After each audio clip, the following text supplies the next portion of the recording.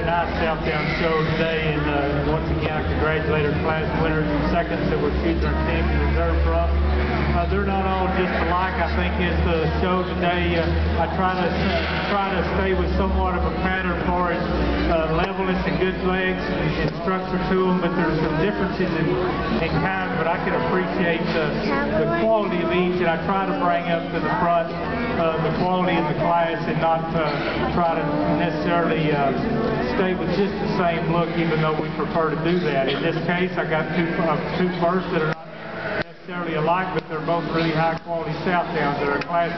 First class, we got one that's got a good width of base, wide through the center of his ribs, got a nice level hip with some turn to that leg with some deep muscle pattern to him. He's nice in his lines when you analyze him for it down his top and where his neck comes out at the top of his shoulder. He could be a little longer in his design. He's not quite as up in his chest and as long in his design as I would like for him to be, and he's carrying just a notch more cover than I prefer, but I think he's in a range that's acceptable. Our second place in that class, we got about the same amount of coverage, a lot of the same kind of traits we talked about in our class winner. Not as good for the lower third. He doesn't have quite the power of our class winner, doesn't quite have the length behind the saddle, but a very similar mate Southdown in this class. In the heavier weights, so we come to the top with two that I felt like were in a range, even though we're talking about heavier weight sheep that are still nice in their range and condition. The cutability's there. They got nice shape down their top. They got the kind of shoulder and front end that you like to see in a show sheep, and their level going out to the dock. They got a nice handle, and the sheep that wins the class is deceiving, as I said earlier.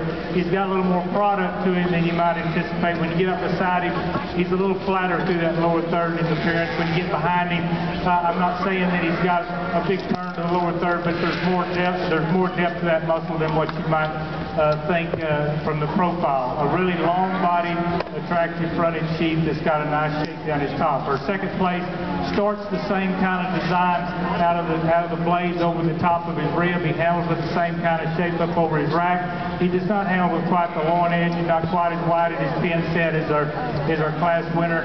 Similar for his total product, but maybe giving up a little bit in the hind saddle to our class winner. But a nice pair that's long, elevated to the front, a nice attractive set of heavyweights.